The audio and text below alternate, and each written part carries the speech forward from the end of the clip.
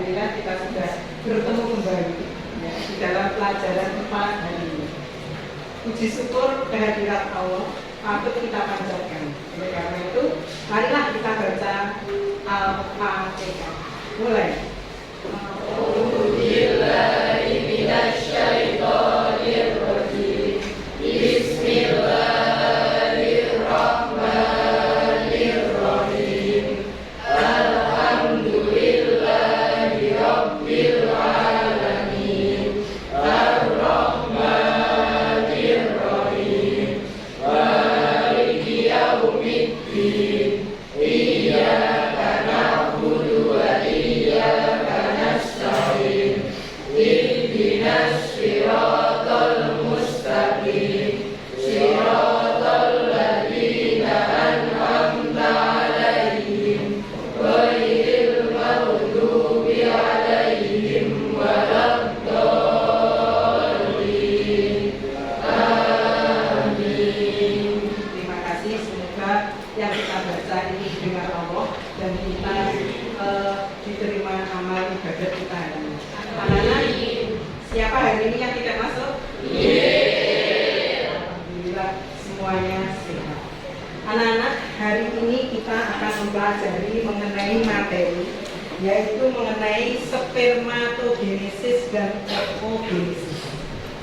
Di dalam pelajaran kita hari ini, tujuan kita adalah kalian bisa menjelaskan apa yang disebut dengan spermatogenesis dan oogenesis.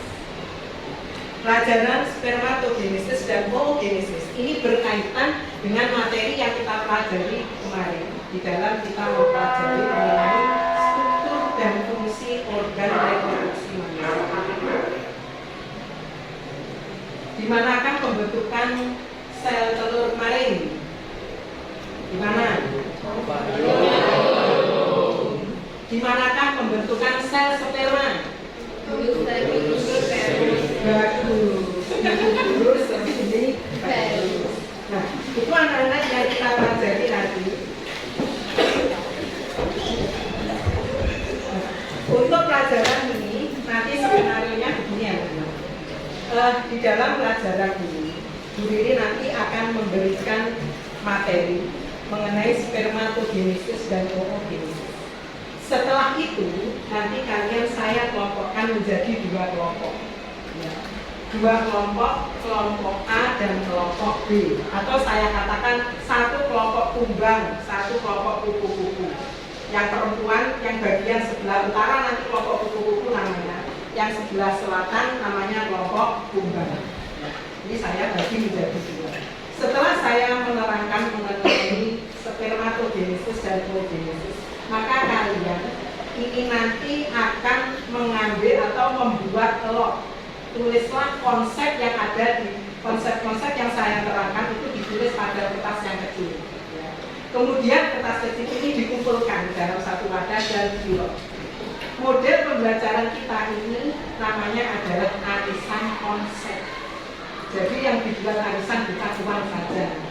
Ini kita menggunakan arisan konsep. Nah, setelah itu nanti diambil salah satu anggota kelompok, maka kelompok yang menang sulit itu menunjukkan konsep apa. Nah, kelompok yang kalah sulit nanti menjelaskan mengenai konsep yang ditunjukkan oleh kelompok yang menang sulit. Paham anak-anak? Kita mulai sekarang. Sebelum kita mulai anak-anak, untuk memantapkan pengetahuan yang telah atau yang akan saya berikan, tolonglah Anda baca buku paket halaman 14 sampai dengan halaman 15 dan halaman 20 sampai dengan 21.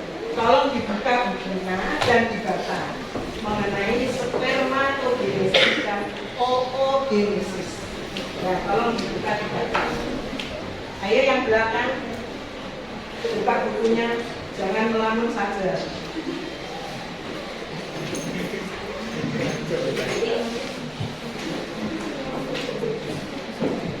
Tolong dibuka.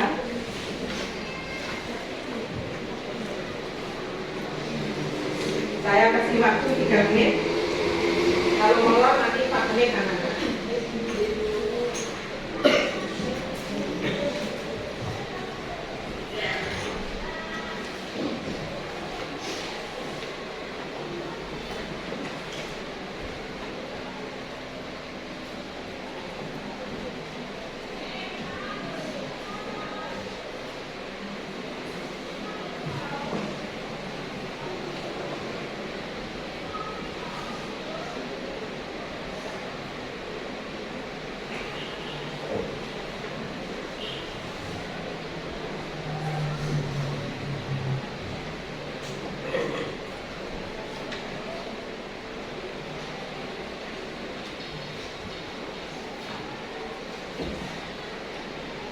Sudah selesai? Coba kita selesaikan, ya, selesai. Sebelum kita lanjutkan, biar tidak ngantuk, ya, biar konsentrasi. SBK. Kalau saya tunjukkan kepala, kamu nunjuk kepala. Pundak, pundak. Kaki sambil duduk saja, ya. Kepala, pundak, kaki, kepala, pundak, kaki, kepala.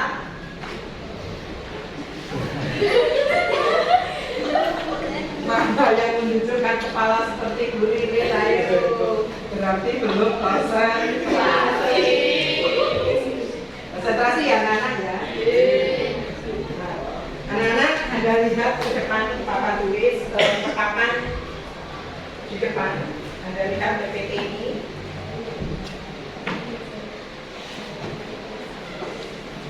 Gambar apa anak ini? Kita mempelajari materi mengenai spermatogenesis dan oogenesis.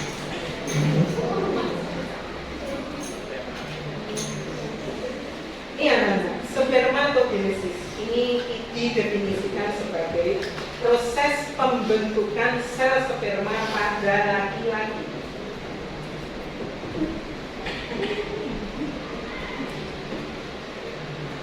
Proses ini terjadi di tubulus seminiferus.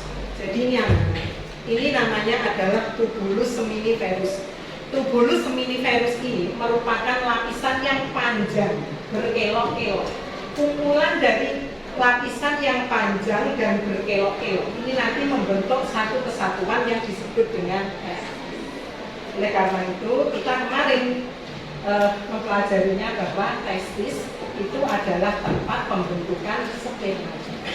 Tetapi sebenarnya di dalam testis itu ada bagian yang panjang dan berkelok-kelok. Nah, disinilah yang disebut dengan tubulus seminiferus. Kita lanjutkan. Di mana tubulus seminiferus ini nanti di dalam testis berhubungan dengan epididymis, ya kan? Ini adalah epididymis. Ini gambar epididymis. Ini tesnya, dan epididymis ini nanti setelah keluar ini bersama dengan fasciculum di sini. Itu seperti yang kita pelajari kemarin di dalam struktur dan fungsi organ reproduksi pada anak laki-laki. Sudah paham anak-anak ini? Coba sambil diingat-ingat ditulis, ya, sesingkat mungkin konsepnya di sini. Kemudian kita lanjutkan. Kalau terlalu cepat, buliin di bulannya. Ini secara lebih jelas anak-anak. Lipatan tubulus seminiferus yang berhubungan dengan epididymis dan fasciculum. Ini tubulus seminiferusnya yang dilingkari dengan warna merah. Ini gambaran tubulus seminiferus di dalam rampang lintangnya. Ada sel spermatosit primer, spermatozoa, spermatogonia, ini dan spermatid. Atau kemarin spermatid itu sel sperma. Nah, sekarang apa yang terjadi di dalam tubulus seminiferus itu?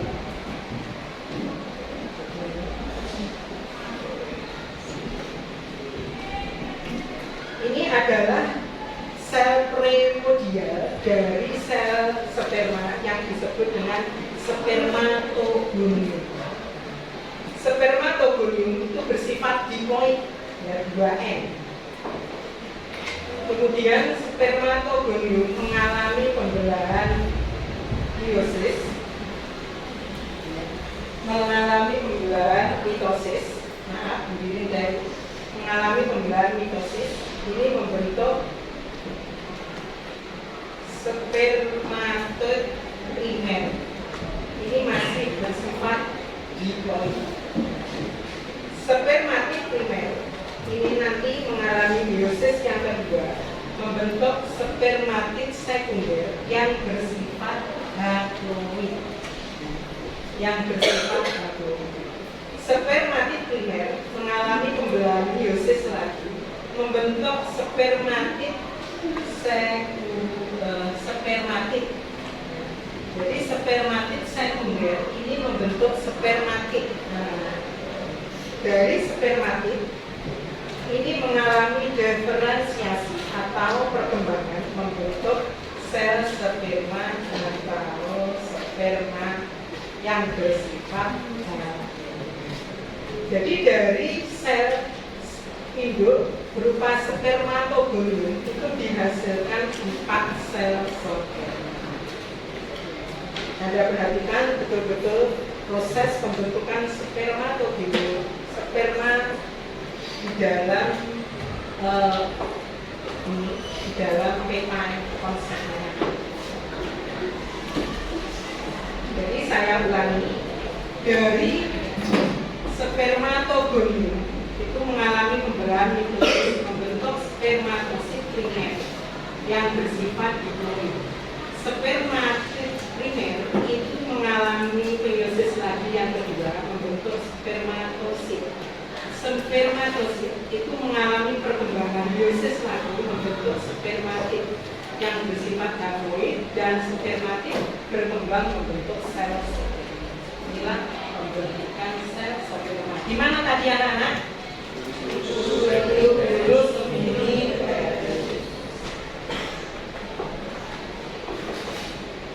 Ada yang ditanyakan? Ada yang kurang paham? Tidak ada. Kita lanjutkan anak-anak.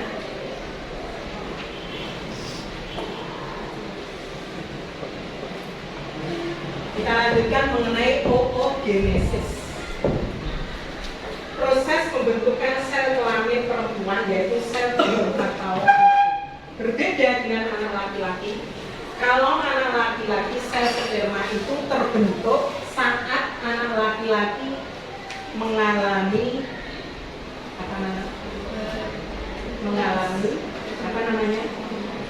pubertas. Mengalami pubertas sekitar usia 13 sampai dengan 14 tahun. Tetapi untuk anak perempuan itu bisa menghasilkan sel telur, sudah terbentuk sel telur. Sejak anak perempuan itu ditentukan loh ini jadi anak perempuan di dalam kandungan. Sel primordialnya itu sekitar antara 200.000 sampai dengan 2 juta. Tetapi nanti makin lama itu hanya 40.000 saja yang berkembang. Dari 40.000 yang berkembang itu nanti setiap bulannya dikeluarkan melalui melalui menstruasi. Dikeluarkan melalui menstruasi. Begitu. Kita lanjutkan. Ini adalah oogenesis.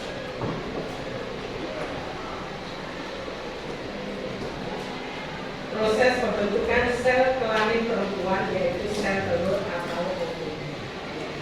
Ini adalah gambar dari rahim perempuan.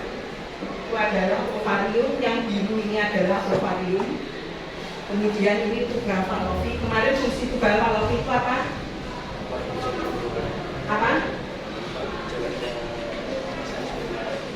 Tempat bertemunya sel sperma dan sel telur pada saat pembuahan.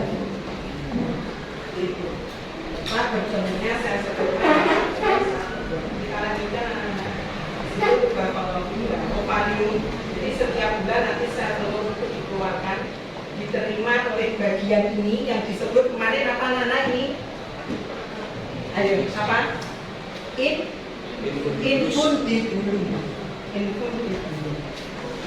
Kita lanjutkan.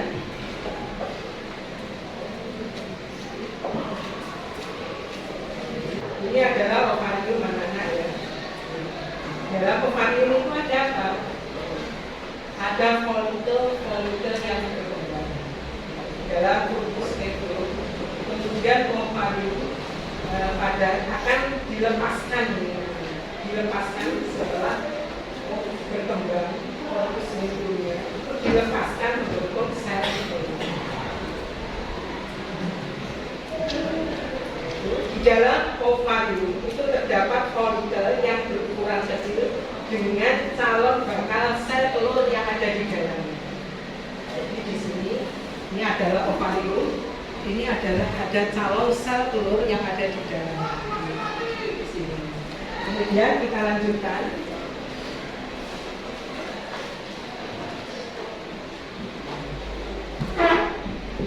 Folikel dan bakal sel tersebut akan berkembang semakin besar. Setelah matang, sel telur akan dikeluarkan dari ovarium. Nah, oogenesis itu dimulai saat perempuan berada dalam kandungan. Sel primordial akan membelah secara mitosis, membentuk oogonium atau sel induk telur yang bersifat diploid. Lalu bagaimana oogenesis itu terjadi?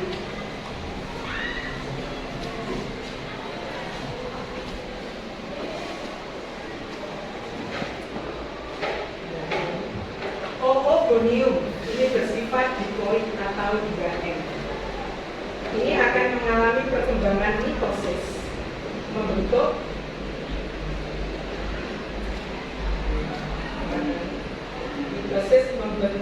oosit primer. Nah, proses pembentukan oogonium sampai oosit primer itu ada di dalam kandungan. Kemudian oosit primer mengalami perkembangan mitosis membentuk oosit sekunder yang bersifat haploid dan satu badan polar. Kita perhatikan, ini adalah satu badan polar. Yang ini adalah badan polar. Dan ini adalah oosit sekunder, itu satu badan polar. Kemudian oosit sekunder ini akan membelah lagi. Badan polar membentuk dua badan polar dan oosit primer itu berkembang membentuk satu sel telur atau ovum yang bersifat haploid dan satu badan polar.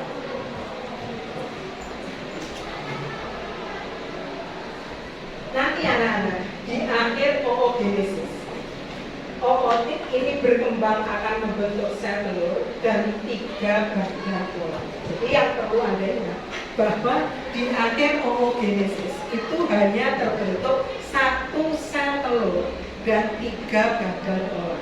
Satu sel telur ini nanti yang digunakan untuk fertilisasi sehingga bersifat fertil, tidak mandul. Sedangkan badan polar ini mandul, tidak bisa digunakan untuk pembuahan. Jadi saya ingatkan kembali, jadi di akhir oogenesis itu terbentuk satu sel telur atau ovum dan tiga badan polar. Pada spermatogenesis, dari satu spermatogonium itu nanti membentuk berapa sel sperma tadi? Berapa anak? Itu bedanya.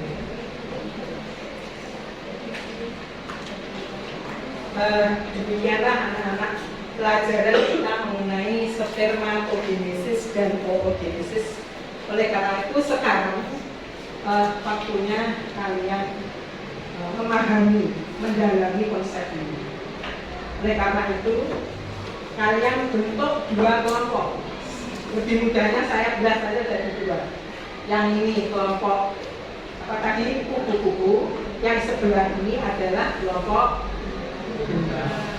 Sekarang Anda buat masing-masing anak, Anda buat satu kertas, Anda isi konsep yang baru saya ajarkan. Nanti konsep-konsep ini dikumpulkan menjadi satu. Setelah Anda tulis, Anda kumpulkan menjadi satu dan kemudian dikopier. Sebelum dikopier diadakan sulit. Silakan Anda kerjakan. Ayo membentuk kelompok. Ini yang ke sana, kanan. Ini digeret ke sana saja, anak. Terus hadapnya ke selatan. Ini digeret. Ini digeret. Nah, yang atas ini. Batu ini digeret ke sana.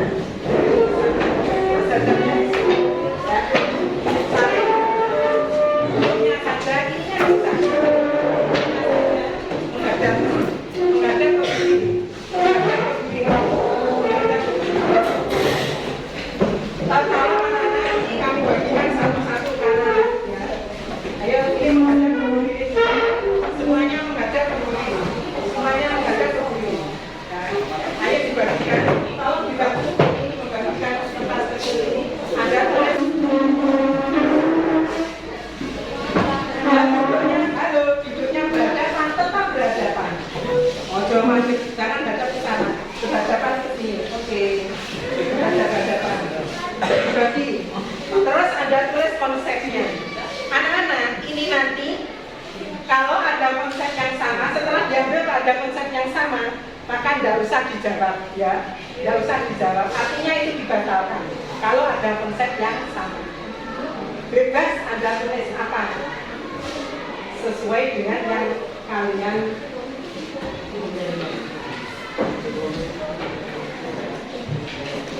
Saya kasih waktu 2 menit cukup untuk menuliskan. Tulis 2 menit cukup untuk menuliskan konsep. Sudah? Sudah? Ayo kasih tulis 2 menit. Ditulis konsepnya 2 menit. Bukan konsepnya saja. Konsepnya saja. Bukan pertanyaan. Pertanyaannya nanti yang menjawab adalah kelompok yang atas. Konsepnya saja. Sudah? Kamu jangan bagian yang kosong ya anak-anak ya. Sudah? Sudah? Tadi tugasnya mana?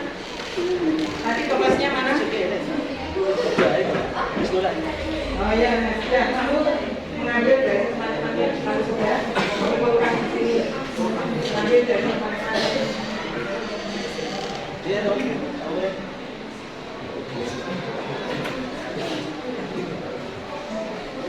Biasa itu loh ya, yang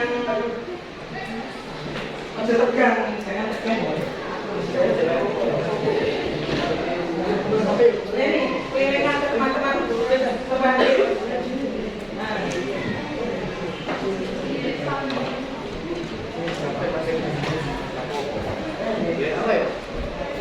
Sambil berdiri lah.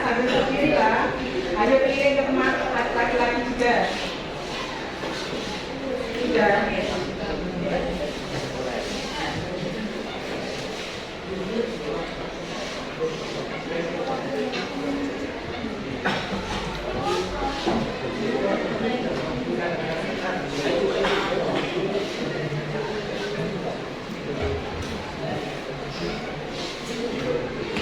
Sudah?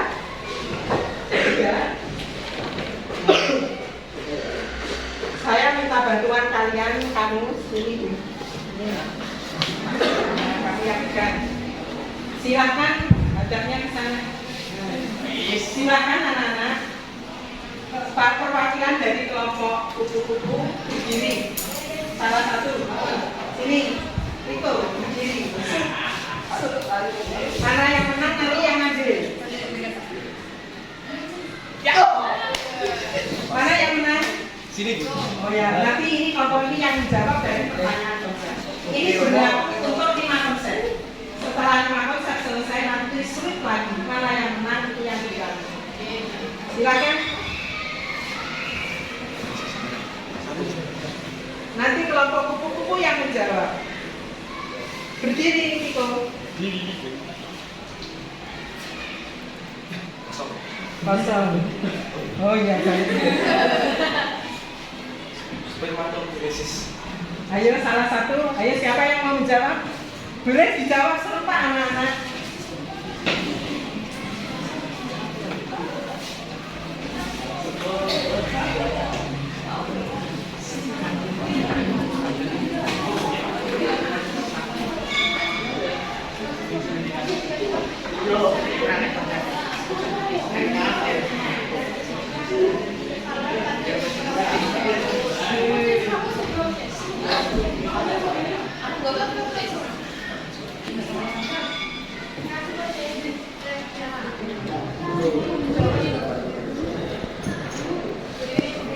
Ya, silakan berdiri. Spermatogenesis adalah proses pembentukan sperma di tubuh manusia. Betul?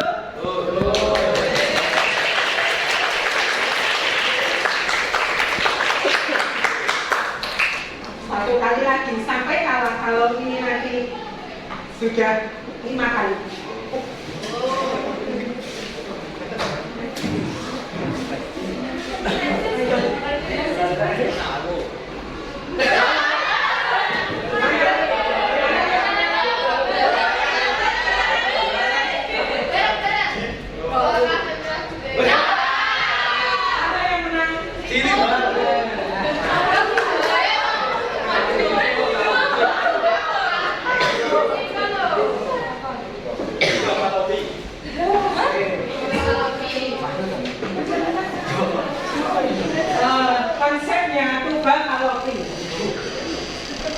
Ayo silakan, berapa apa nggak harus ini, yang lain bisa.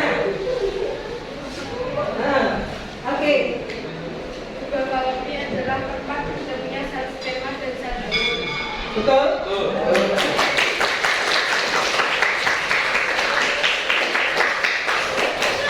Sekali lagi, 5 kali kan tadi?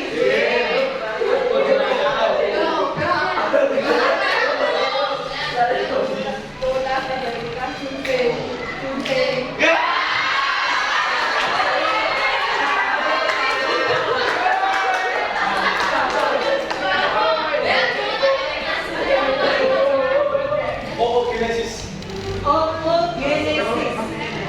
Iya. Hoki. Mana?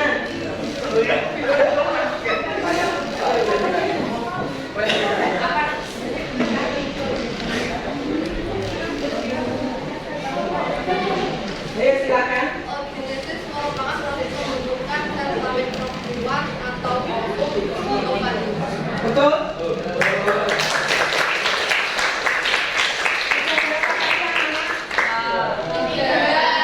Satu kali lagi.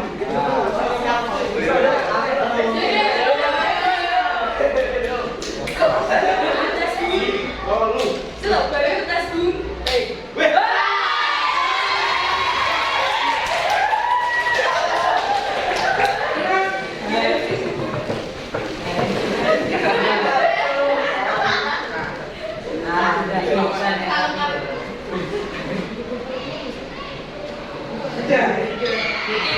Yang berarti dibuang jangan dimasukkan kalau bisa. Vakum.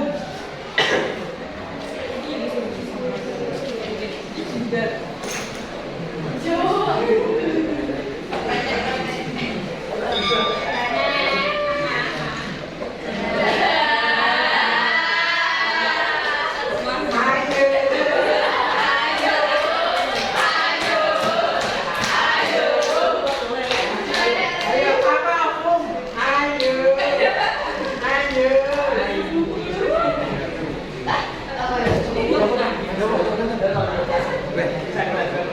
Ayo Nana.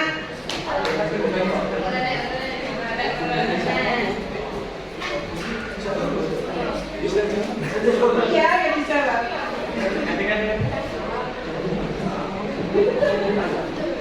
Aku nggak tahu saya tuh.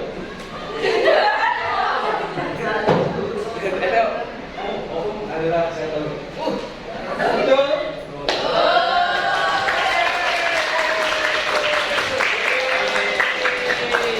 Lebih lengkapnya, ovum ini adalah sel telur yang dikeluarkan oleh apa Nana? Berapa kali? Ayo 1 kali lagi. Kakinya yang boleh, yang lain boleh.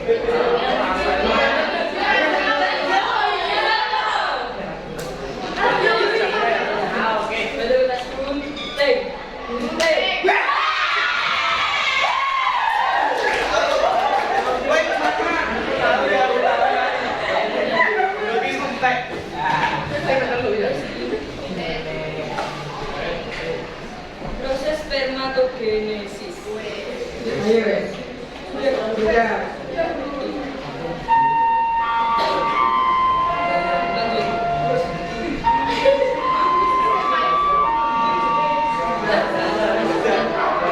Testis. Testis.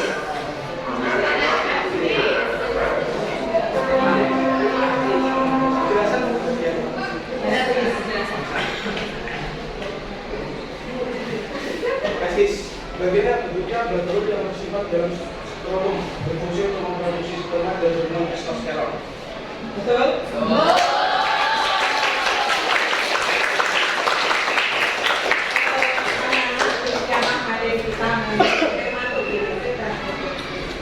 Ternyata kalian ini semuanya hebat.